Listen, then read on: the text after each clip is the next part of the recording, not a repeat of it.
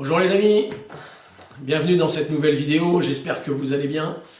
Vous avez vu qu'aujourd'hui, c'est une vidéo, j'ai envie de dire presque estivale, pré-vacances, même si je pars pas en vacances, récréative on va dire, puisque on va passer une demi-heure ensemble, grosso modo. On est loin du format habituel, ce qui n'empêche pas que c'est une vidéo exhaustive et complète sur l'arme que je vais vous présenter aujourd'hui. Mais avant de commencer, j'aimerais vous remercier. Vous avez vu qu'on est quasiment à 2500 abonnés. Donc c'est énorme. Vraiment un grand merci à vous tous. Alors je ne connaissais pas le fonctionnement de YouTube quand j'ai démarré. Je connais un peu mieux maintenant et je sais que au-delà des abonnements, le fait de liker, le petit pouce bleu, le fait de commenter, de partager, tout ça, ça participe au référencement de la chaîne, et plus il y a de référencement, mieux c'est pour moi, pour la visibilité de mon travail, et ça m'encourage aussi à proposer davantage de contenu, et peut-être aussi à un rythme plus soutenu que j'ai l'habitude, puisque je fais en gros une vidéo tous les mois et demi, des fois un peu moins, mais bon, en gros c'est ça, une vidéo par mois si je fais la moyenne depuis que j'ai démarré. Voilà. N'hésitez pas à partager, à vous abonner, enfin ce que vous faites déjà, continuez à le faire, c'est très encourageant pour moi. Alors à ce propos, j'aimerais remercier Code Reno, que vous connaissez certainement, qui est le plus gros youtubeur français dans le domaine des armes à feu, puisqu'il a dépassé les 300 000 abonnés récemment. 300 000 abonnés, je ne sais pas si vous voyez, c'est énorme. Et Code Reno a eu la gentillesse, alors qu'on ne se connaît pas du tout, de parler de ma chaîne, lors d'un de ces lives du vendredi soir, et de manière tout à fait sympathique. Du coup, j'ai des abonnés de Code Reno qui sont venus sur ma chaîne, qui se sont abonnés, et qui ont sans doute contribué aussi à ce qu'on atteigne les 2500 abonnés aujourd'hui. Quoi qu'il en soit, voilà, on est sur deux registres différents, Code Reno et moi, je pense que vous le connaissez. Moi j'aime beaucoup, parce que de manière générale, j'aime tous ceux qui défendent les armes, déjà. Alors il y en a qui le font plus ou moins bien, voilà, l'essentiel c'est quand même qu'on en parle, et qu'on fasse connaître les armes et qu'on les fasse apprécier, et qu'on essaye de conserver un maximum de liberté à ce niveau-là, puisqu'on voit bien que depuis quelques années, depuis longtemps, mais particulièrement depuis 2 ans, nos libertés individuelles, elles sont quand même réduites chaque jour, chaque mois, même si on a l'impression que ça va mieux, en fait. Bon, bref, je ne rentre pas dans ce débat, c'est pas le sujet. Un grand merci à Code Reno. Code Reno, j'aime beaucoup ce qu'il fait, dans le sens où il a son style à lui, on aime ou on n'aime pas, mais encore une fois, c'est quelqu'un qui mouille le maillot, et qui défend l'accès aux armes, et qui défend les armes, etc. Donc moi je l'apprécie beaucoup dans certaines de ses vidéos, c'est très bien expliqué. Voilà, bon, on va pas en faire des tonnes. Merci Code Reno, merci à toi. J'aurai peut-être l'occasion un jour de te rencontrer, je n'en sais rien. Bon. Donc vous avez compris, continuez à vous abonner, à liker, tout ça, comme vous faites déjà, partager, etc. C'est formidable. Alors, l'arme que je vais vous présenter aujourd'hui, parce que bien que la vidéo soit courte, elle est complète et exhaustive en ce qui concerne l'exemplaire que je vais vous présenter aujourd'hui. Alors, c'est une arme que j'ai déjà eu l'occasion brièvement de présenter dans la vidéo intitulée « État des lieux de mon coffre Armes de l'Ouest ». Donc vous l'avez compris, on va parler de Colt, mais pas n'importe lequel, vous allez comprendre. Chez Colt, il y a 3 modèles qui sont emblématiques: le Single Action Army 1873, le 1911 et le Python, qui sont les 3 plus mythiques armes de poing de la gamme Colt, et qui ont contribué justement à la légende Colt. Vous savez que j'affectionne les 3, mais en particulier le 1873, donc c'est effectivement du 1873 qu'on va parler aujourd'hui, mais un 1873 très particulier. Je vous ai promis, et je tiendrai ma promesse, croyez-le bien, une grosse vidéo sur Colt, un peu sur le modèle que j'ai pu faire pour Smith & Wesson, Donc, mais c'est une grosse vidéo dans laquelle, évidemment, on va parler du SAA, mais on va parler du SAA comme modèle. Or, aujourd'hui, je vais vous parler du SAA comme exemplaire. Voilà, ce qui est un peu différent. Cette grosse vidéo, elle est toujours à l'écriture, c'est un boulot de dingue, parce que je la veux la plus complète possible, la plus exhaustive possible. On y passera à minima 1h30, peut-être même 2 heures, je n'en sais rien. C'est vrai que je vous avais demandé si éventuellement vous voudriez que je scinde en deux mes vidéos, mes grosses vidéos, mais finalement ça sert à rien, dans la mesure où vous avez la possibilité d'arrêter en milieu de vidéo et de la reprendre le soir ou le lendemain ou 3 jours après. Donc finalement c'est vous qui faites le découpage de la vidéo au gré de vos disponibilités, donc c'est peut-être pas nécessaire que je fasse sur une vidéo d'1h30 faire 3 fois une demi-heure par exemple, c'est pas bon. Moi, vous savez bien que j'aime les one-shots. C'est très dur, hein, parce que quand j'arrive au bout d'une heure ou 1h15 à parler comme ça face caméra, j'avoue que je suis un peu... voilà, après je souffle, quoi. Enfin bref, voilà. Donc aujourd'hui, je vais vous parler d'un Colt SAA. Donc en tant que exemplaire précis, c'est l'exemplaire que Colt a sorti en 1973. Je vais essayer de ne pas me tromper sur les dates, parce que vous avez vu la dernière vidéo sur le Galant, quand je parle du film Le Bon, la Brute, le Truand, sorti en 1866 au lieu de 1966, n'importe quoi. Mais c'est le one-shot, c'est ça, il n'y a pas de montage, donc du coup, j'ai fait l'erreur, mais enfin vous avez rectifié vous-même, j'en suis sûr. Donc, Colt, en 1973, a décidé de commémorer le revolver le plus emblématique de sa gamme, qui est le Colt Peacemaker Single Action Army 1873, que j'ai le plaisir de vous présenter aujourd'hui. Voilà, donc j'enlève le drap, voilà le coffret, je l'ouvre, ah, la clé qui me reste dans les mains, hop. Voilà, voilà, voilà, alors je vais... refermer ce coffret, je vous ferai peut-être une présentation du coffret tout à l'heure. Voilà. Voilà. Vous voyez? Voilà. Donc ça, c'est l'arme que Colt a réalisée en 1973 pour commémorer les 100 ans, un siècle, de son revolver le plus emblématique. Alors, on sait que, enfin, vous ne le savez pas, mais je vous le dis, Colt a sorti pas mal de modèles commémoratifs de son Single Action Army, dans les années 60 notamment, un peu sur le modèle de Winchester, mais donc c'est ou pour commémorer un État des États-Unis d'Amérique, un personnage, un événement, ou encore, comme c'est le cas aujourd'hui, un modèle en particulier. Voilà. Il se trouve que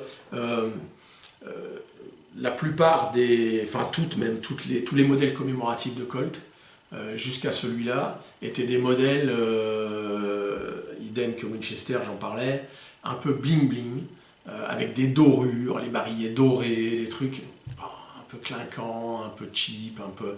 Enfin, c'est pas sérieux, enfin, moi j'ai jamais aimé ça. Ça m'est arrivé d'avoir des Winchester commémoratives, ça m'est arrivé.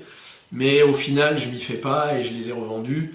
Le côté boîtier, doré, etc. Enfin, c'est pas, voilà, c'est un truc que j'apprécie pas trop. Mais je peux comprendre que ce soit une thématique de collection très intéressante. Je crois que Winchester, notamment, a sorti plus de 120 modèles commémoratifs.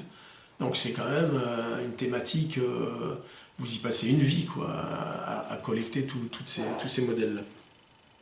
Bref, pour revenir à ce SAA, Colt, on le sait, était très très célèbre de son vivant. Alors, évidemment, particulièrement aux États-Unis, mais pas que, il était connu aussi en Europe, en Asie, en Amérique du Sud. Voilà, donc il était, j'ai envie de dire, milliardairement connu, puisqu'il était devenu richissime, vraiment. Et il était numéro 1 dans l'industrie armurière, voilà, clairement, de son vivant. Mais on le sait, on s'en souvient, Samuel Colt est mort en janvier 1862, en pleine guerre de sécession, et il n'a donc pas vu la naissance du Colt Single Action Army 1873, qui sera l'arme la plus emblématique de Colt, et toujours aujourd'hui.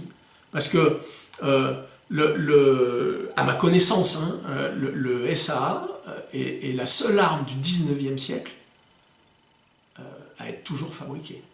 Alors, est-ce que CZ, puisque vous savez que CZ a racheté Colt, est-ce que CZ va poursuivre la fabrication, puisque c'est une fabrication qui était encore au catalogue en 2019. Donc, est-ce que CZ va poursuivre cette fabrication du Colt SAA? Je ne sais pas.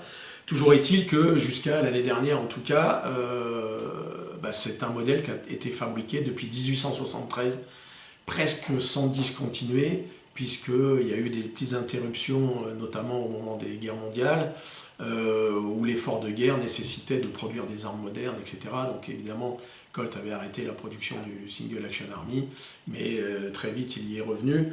Et donc c'est quand même, ça veut dire quelque chose, quoi. Une arme du 19e siècle qui est toujours fabriquée aujourd'hui, avec presque pas de modification. Il y en a eu, j'ai eu l'occasion de faire pas mal de vidéos sur les différences entre les générations de SAA, mais c'est quand même incroyable qu'une arme de 1873 soit toujours fabriquée aujourd'hui.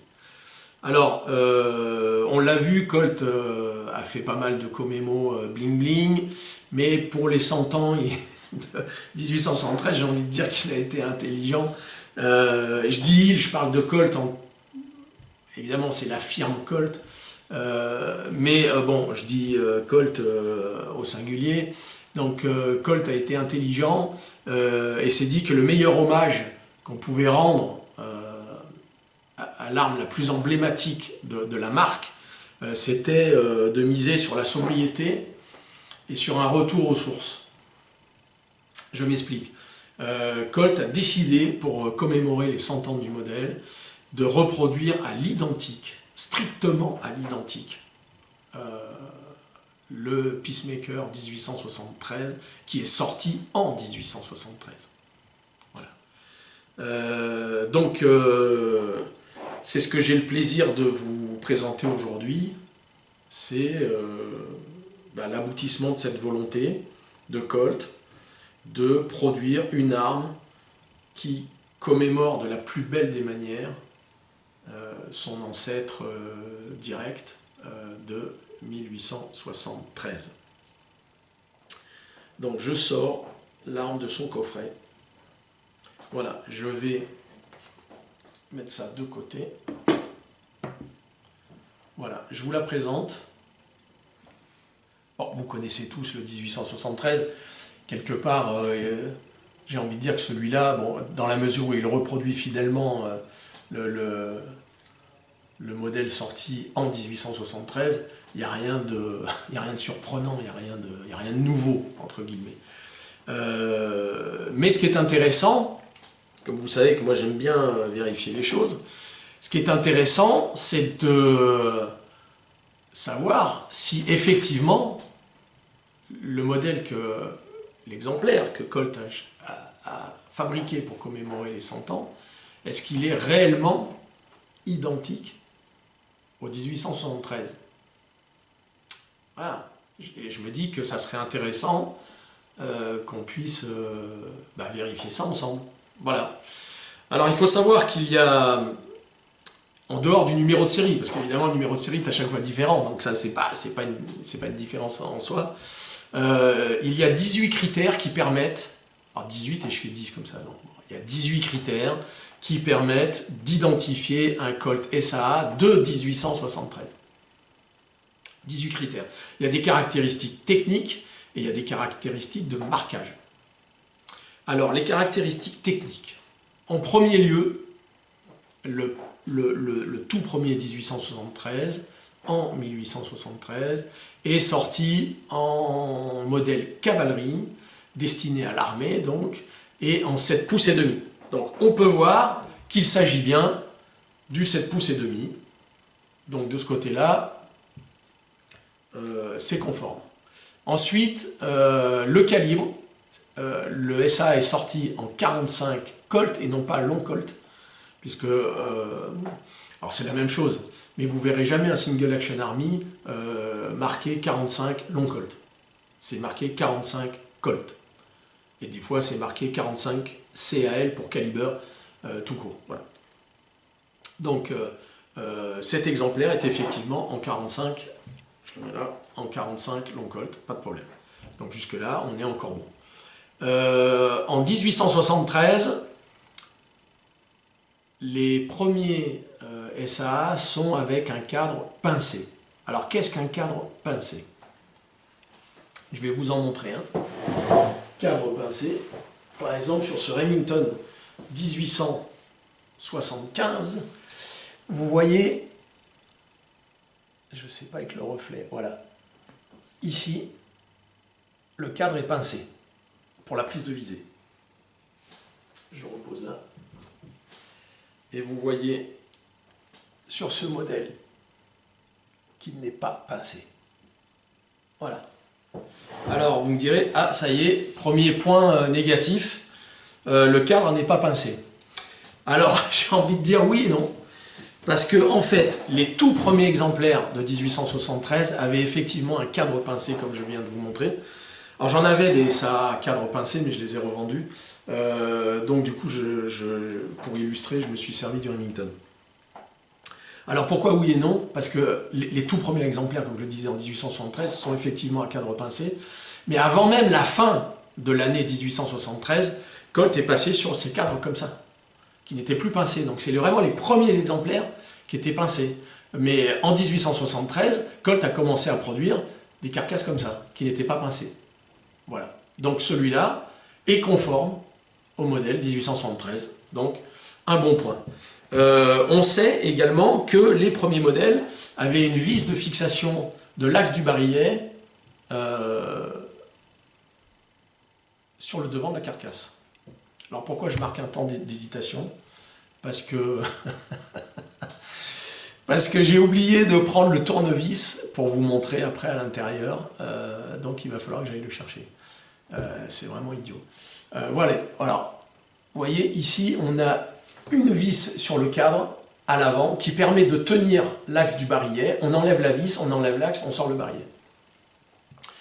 Et ça, c'est jusqu'en 1896. À partir de 1896, on est sur le bouton poussoir ici, qui permet de déverrouiller bien plus facilement l'axe du barillet et de sortir le barillet.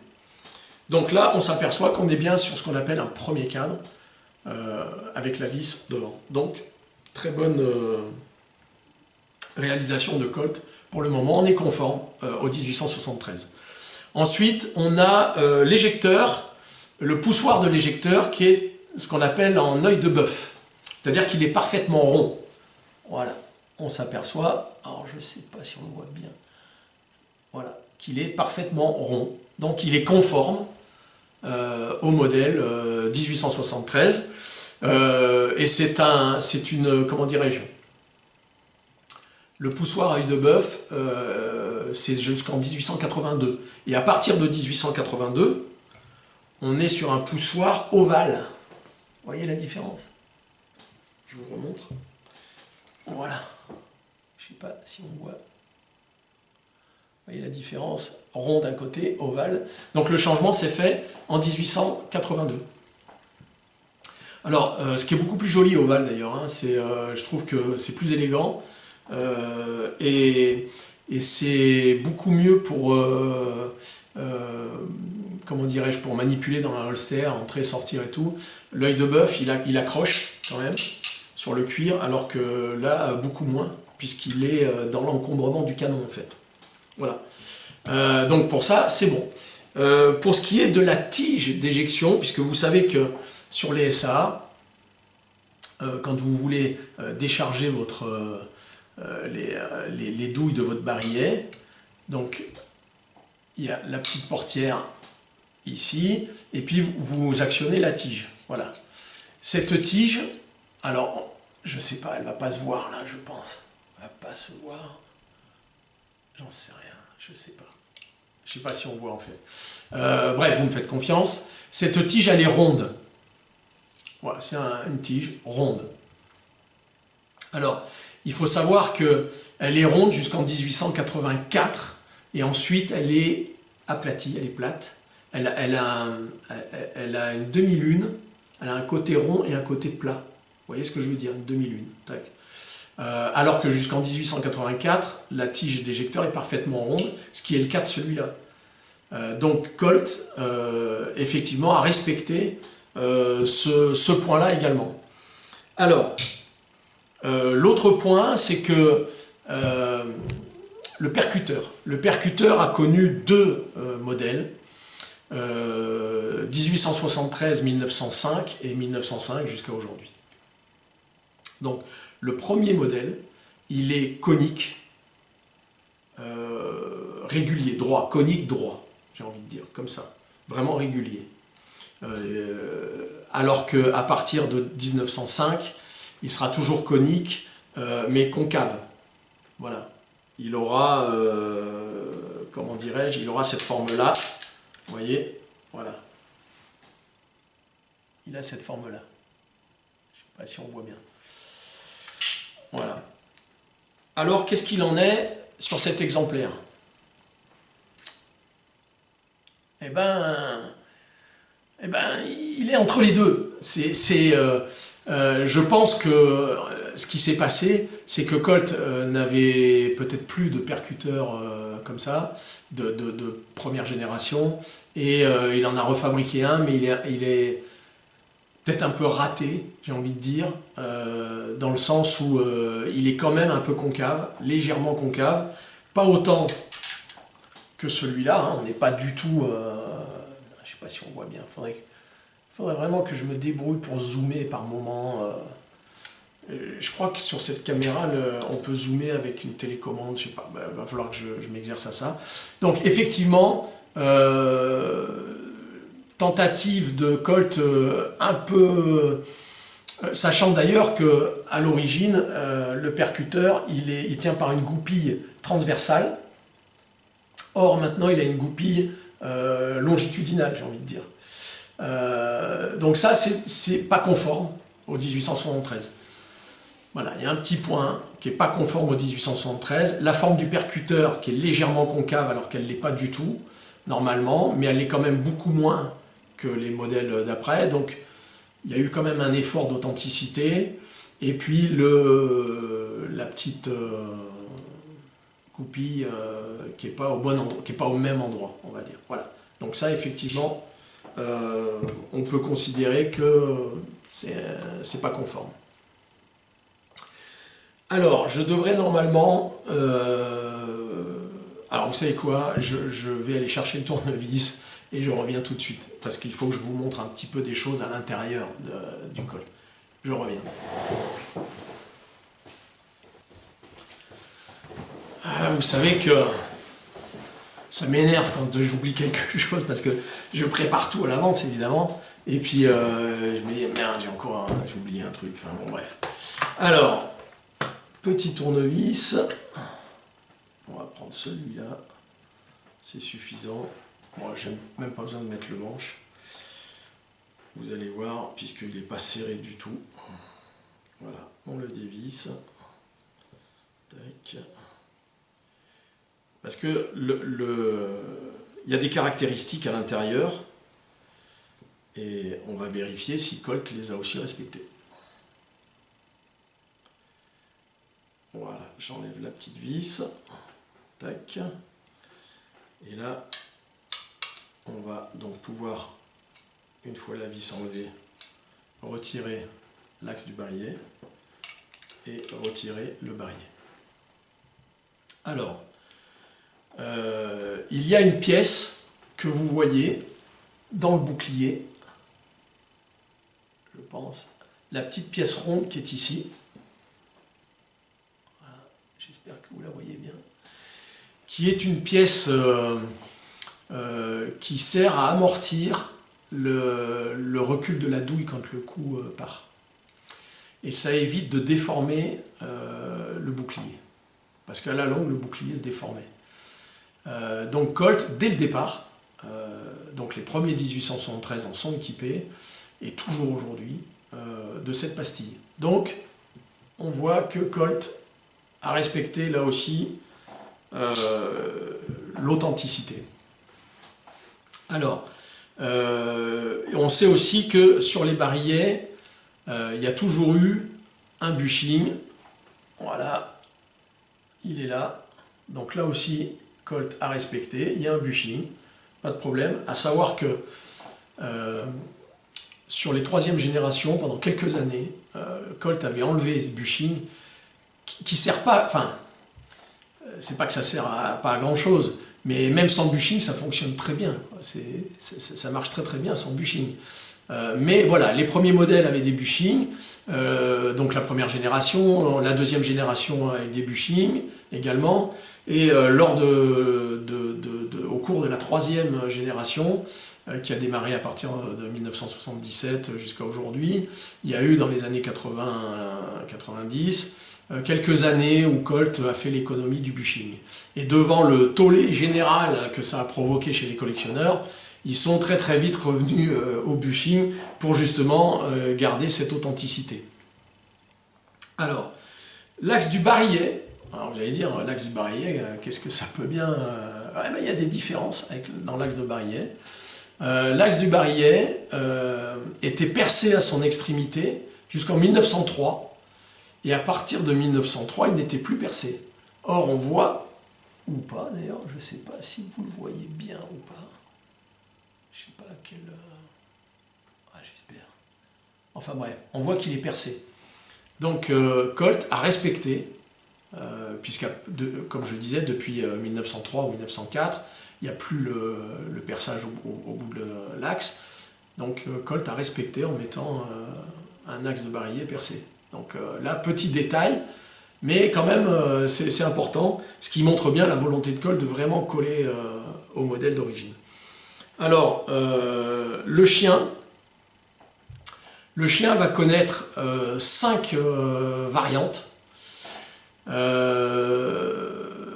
Et Colt a reproduit le chien de 1873. Alors les variantes, c'est pas tellement dans la forme. Alors des fois c'est un peu plus pointu ici, un peu moins, un peu plus relevé, un peu moins. Mais c'est surtout aussi dans le grip, dans le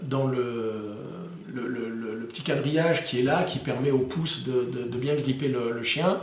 Et là, on voit, ou pas, j'espère, on voit bien le dessin avec la petite, voilà, la petite gravure, la petite barre ici qui souligne.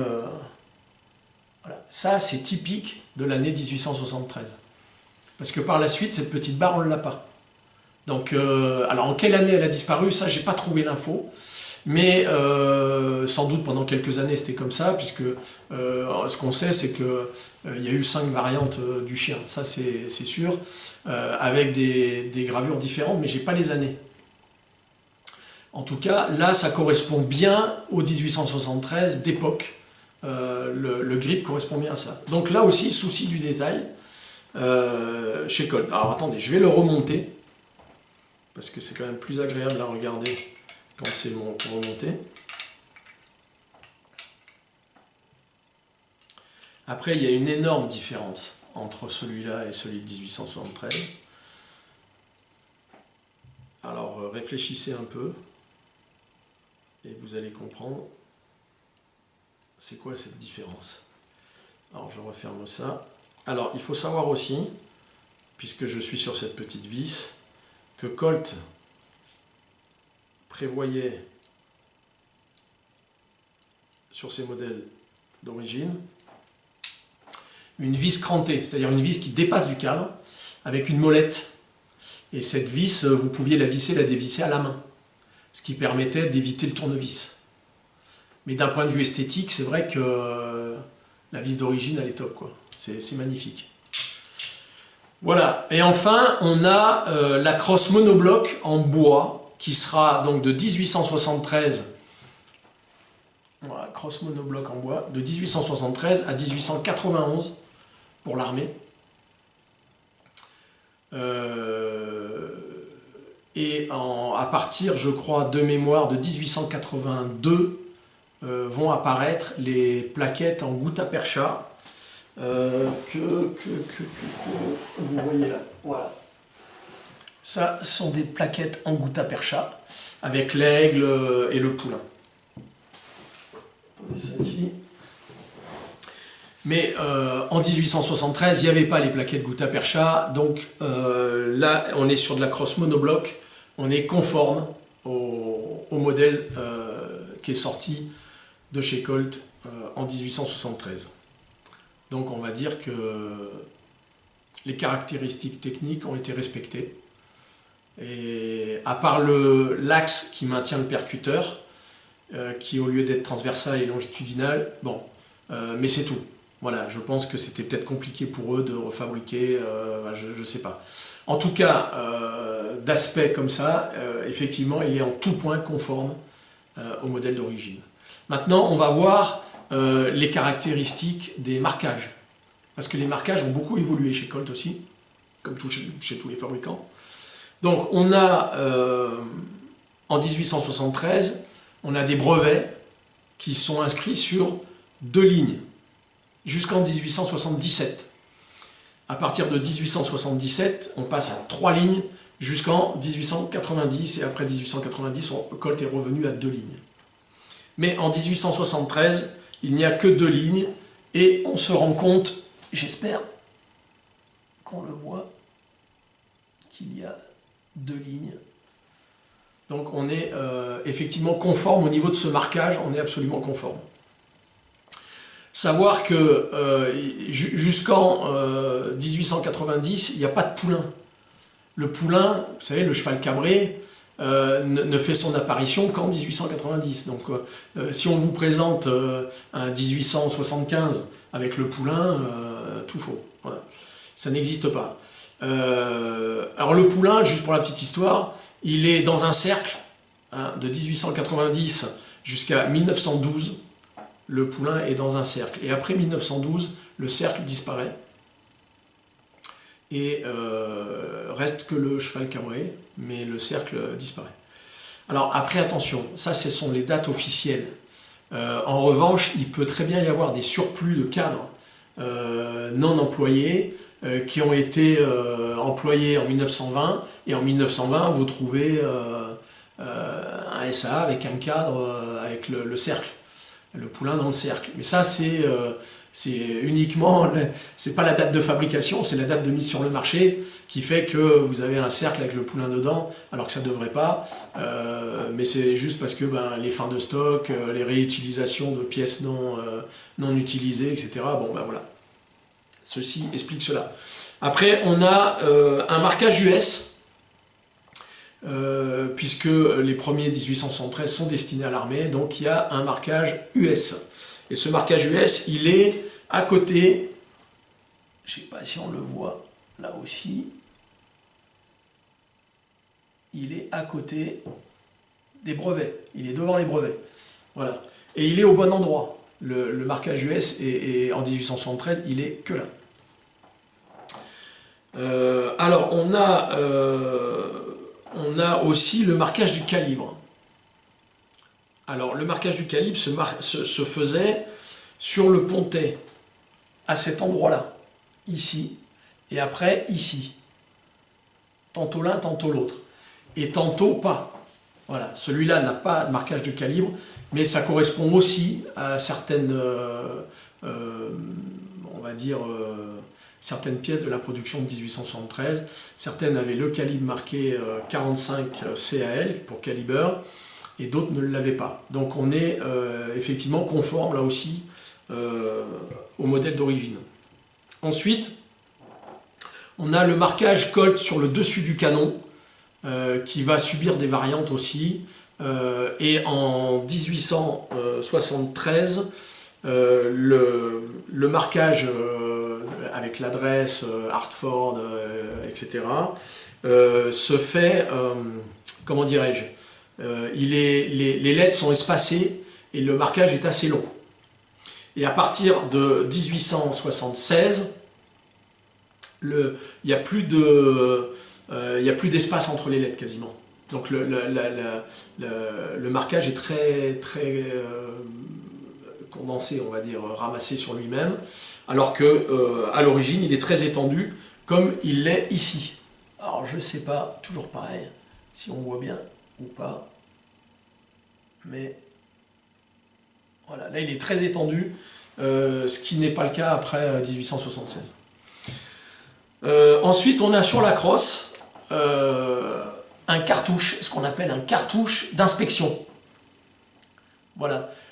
Toutes les armes étaient inspectées, qu'elles soient militaires ou civiles. Il y avait des inspecteurs Colt qui, au-delà du contrôle qualité, inspectaient l'arme également, et il y avait un poinçon. Et les armes militaires, elles étaient contrôlées par des contrôleurs militaires, et qui apposaient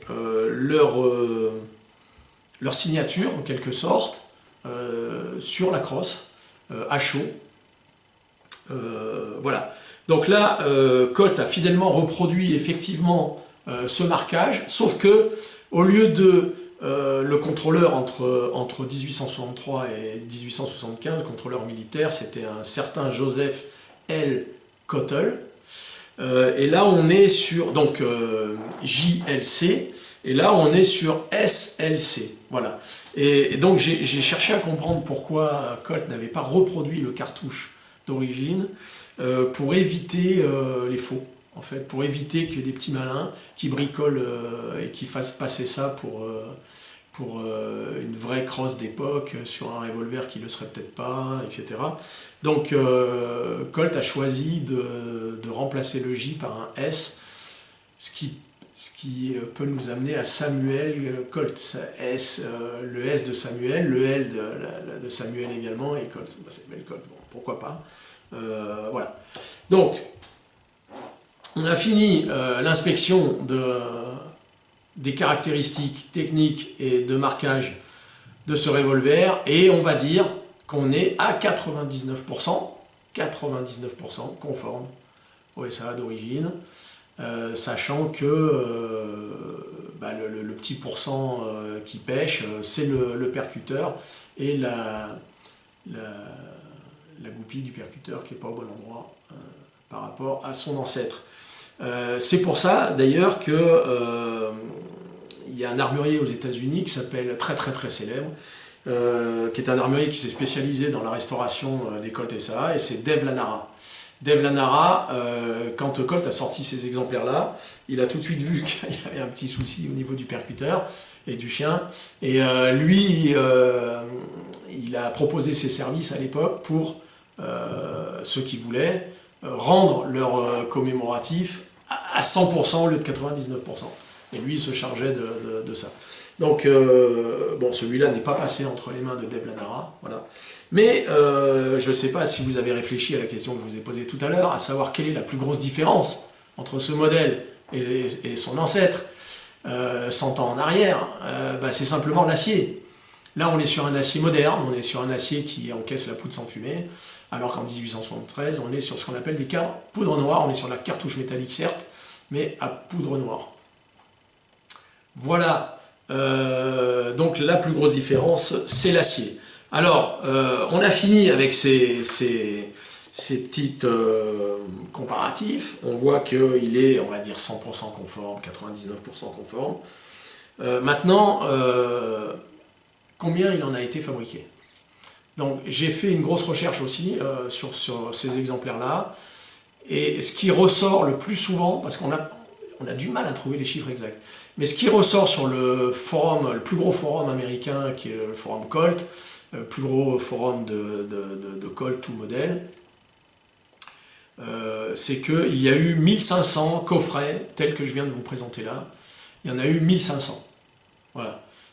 Donc, il y en a un qui s'est retrouvé chez moi, c'est miraculeux. Mais voilà, c'est pour ça que je considère qu'aujourd'hui, cette pièce, c'est la plus belle pièce de ma collection, toute arme confondue. Parce que voilà, 1500 exemplaires au monde, c'est quand même, ça veut dire quelque chose. Alors, mais on va aller quand même un peu plus loin dans le détail, parce que vous allez voir que, en fait, Colt a fabriqué 500 coffrets avec un Peacemaker et un Frontier pour commémorer le Frontier. Or, le Frontier, il est apparu qu'en 1876 et pas en 1873.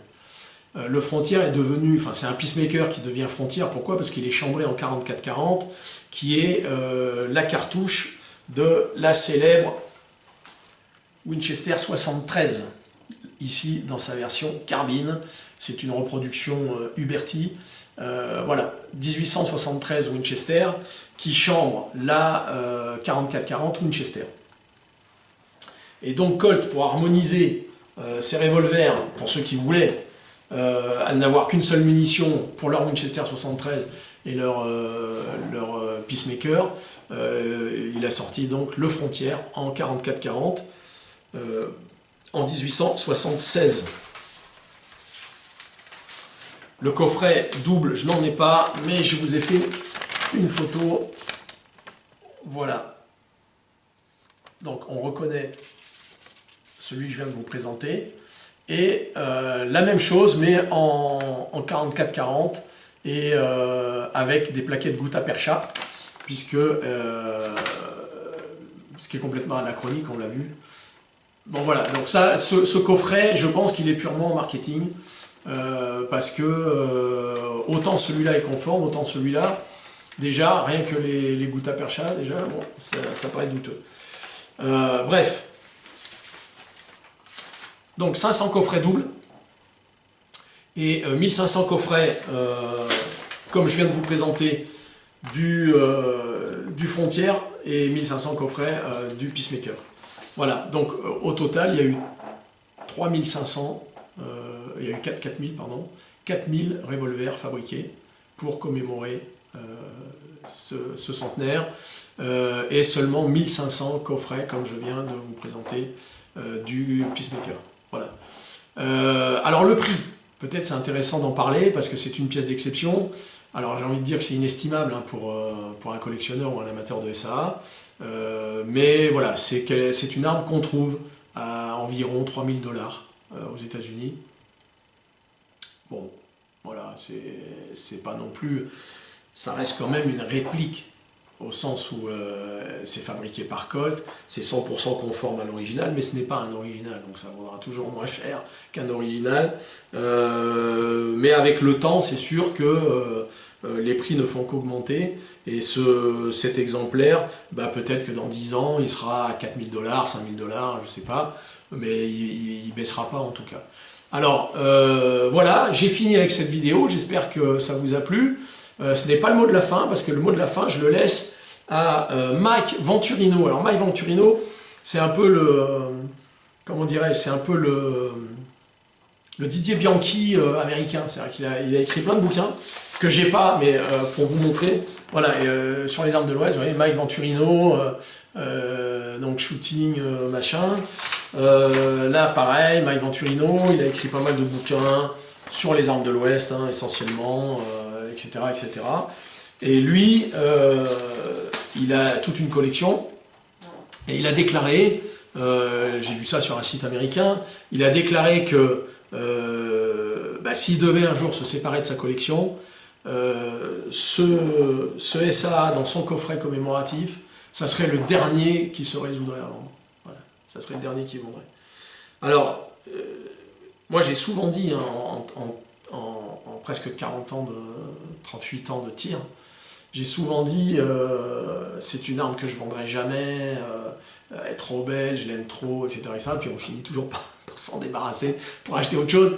Alors je souhaite n'avoir jamais à me débarrasser, être dans l'obligation de vendre cet exemplaire, parce que ben voilà, parce que au-delà qu'il est c'est un commémoratif, au-delà que... Ah oui, j'ai oublié de vous montrer. Les marquages sur le côté, évidemment, sont différents des marquages d'époque, mais ça, c'est normal. C'est pour montrer juste 1873, Peacemaker centennial, 1973. Donc c'est normal que le marquage ici soit différent. De même que le numéro de série, il a un numéro de série spécifique à cette série commémorative. Voilà, mais ça c'est pas une différence en soi.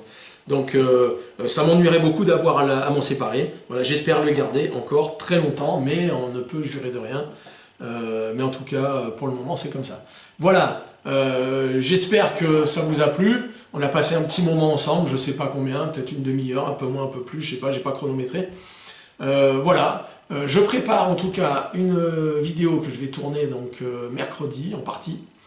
Mercredi, et je vais vous mettre ça en ligne dans les jours qui viennent. Voilà, ça sera une grande première pour moi, puisque je vais faire une vidéo en stand. Voilà, donc restez attentifs. Et puis voilà, bah, les amis, je vous souhaite bonnes vacances pour ceux qui ont la chance d'en prendre. Et puis que tout se passe bien, pour le mieux en tout cas. Et je vous retrouve très très vite pour la prochaine vidéo. Je vous dis à très bientôt, prenez soin de vous. Ciao les amis, bye bye.